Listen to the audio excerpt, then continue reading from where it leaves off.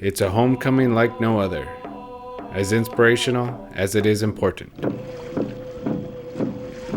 For those of us who greet King Salmon every year, we are following in the footsteps of our relatives.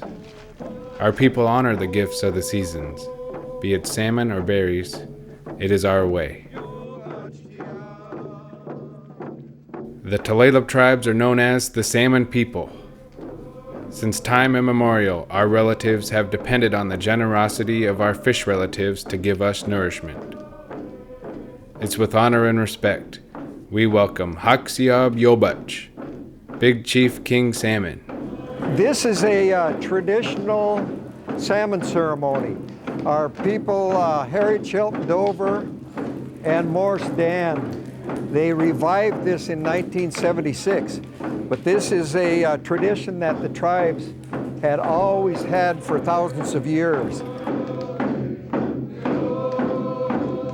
And what it's about is the return of the Chinook salmon, Haig Siab Yobach Tia, Big Chief King Salmon.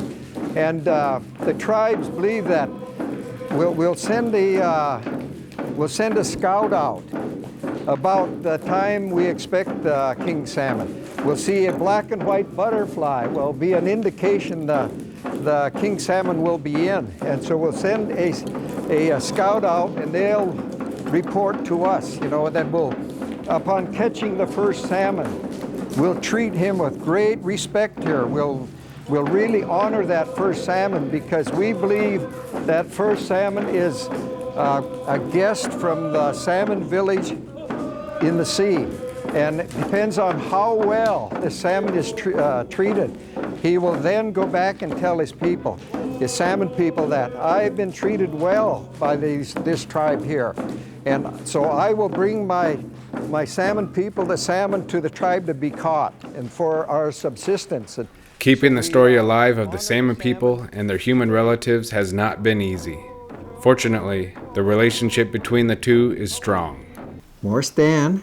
Mm-hmm. Oh, yeah, okay, yeah. Oh, yeah, we could see.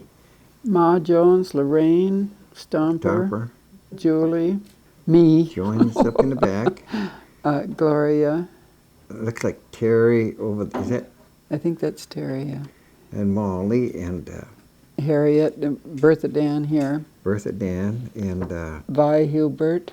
By the mid-1970s, a handful of strong Tulalip leaders were on a mission to revive the sacred first salmon ceremony that had long been banished. The longhouse had been rebuilt, and it was time to right some wrongs. Well, actually, it was Harriet Shelton Dover, that she wanted to start the renewal of the salmon ceremony, So Harriet Shelton Dover lived at Tulalip when the ceremony and other native traditions were banned when our relatives were told to move to the reservation. In 1976, the revival of Tulalip's first salmon ceremony was a reality. The daughter of Chief William Shelton, Harriet wanted to honor her culture and history. So much was taken away. She was one of the Indian children who were ordered to attend the government Tulalip Indian boarding school. She was punished for speaking her native Lushootseed language.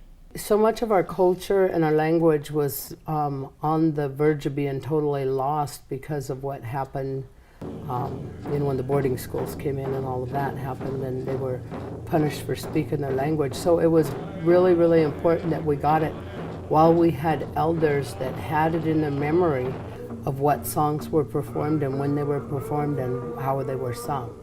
So we were taught directly by those people who remembered it. So, we had Bertha Dan was down, and Morris Dan, and, Molly Hatch. There were several elders that got together. And it became more and more as we went.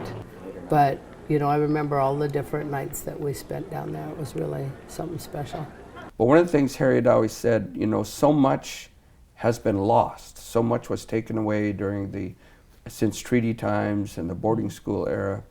She said, so today we do the best that we can with what was left.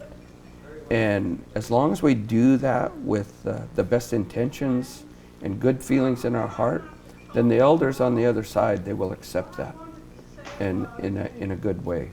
Harriet Dover, she made very conscious decisions to make sure that our culture stayed alive, and that it was really, really vital to us as a people to be able to remember our songs and our stories, and to remember who we are, and to keep that. And she always taught that to the younger generations, and so they all talk about that, even though they're all adults today and may even be, you know, getting up into the elder age. She really left a legacy for us.